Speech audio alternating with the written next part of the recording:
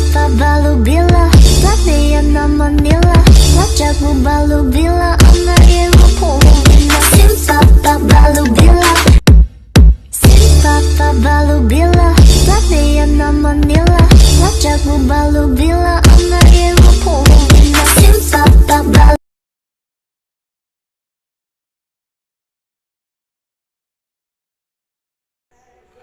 Assalamualaikum warahmatullahi wabarakatuh. Selamat pagi, siang, sore, atau malam buat saudaraku para galbayers dan anggur sejiwa AMPEP SMKP. Bagaimana kabarnya di hari ini? Kami berharap pada sehat-sehat semua ya. Kali ini kita akan bahas tentang cara penyebaran data di pinjaman online ya. Bagaimana dia menyebar data kita sampai ke semua orang tahu ya. Yang ada di akses konten di kontak kita, dia tahu bahwa kita memiliki pinjaman online yang gagal bayar.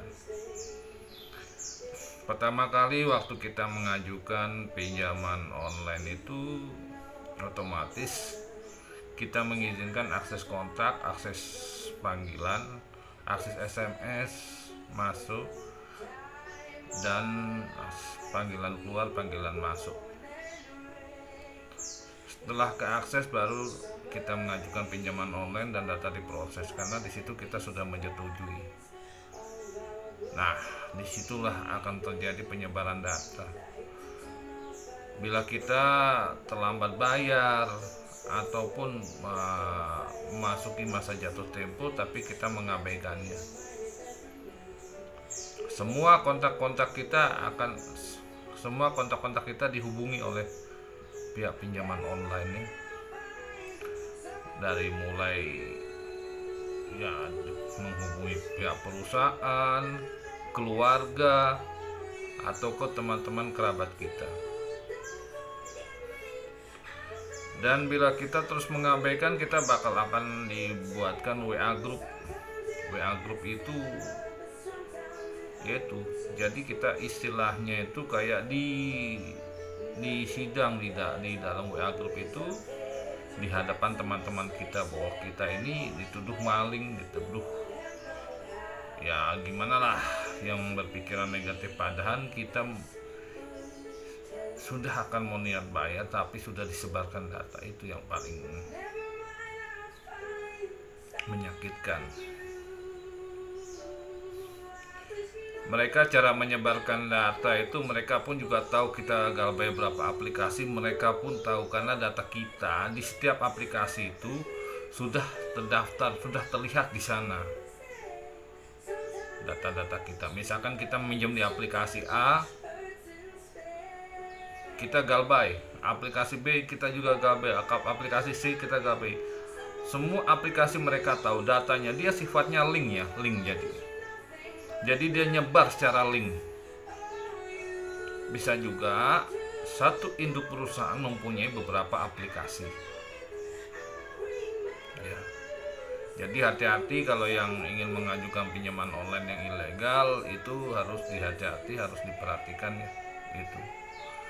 Sebab kalau kita sudah gagal bayar, udah otomatis dia akan sebar data kita. Sampai berapa lamakah? Nah, jawaban sampai berapa lama? Sampai berapa lama tetap kita akan diteror. Terus ke teman-teman kita juga, ke saudara-saudara kita juga. Jadi kita harus perhatikan itu ya. Apa langkah selanjutnya supaya kita sudah terlanjur sebar data? Kalau sudah disebar data, yang kita lakukan yaitu ya jalan satu-satunya ya bisa juga kita ganti kartu. Terus kedua, nomor WA diganti dengan cara menguninstall aplikasi WA itu. Lalu kita ganti nomor baru tapi install ulang aplikasi WA itu. Terus juga lihat kondisi HP ya. HP itu kok bisa direset ulang, bisa juga direset ulang ke pengaturan publik. Dan kita lihat ada aplikasi-aplikasi yang mengendap di situ harus cepat kita hapus.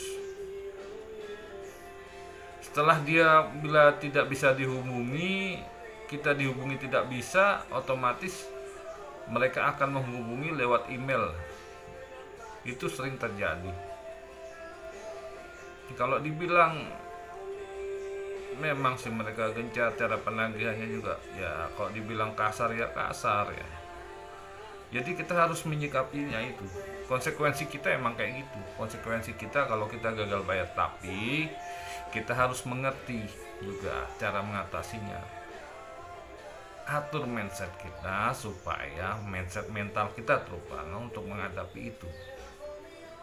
Caranya bagaimana? Caranya ya kita misalkan ditelepon, kita tenang aja lah.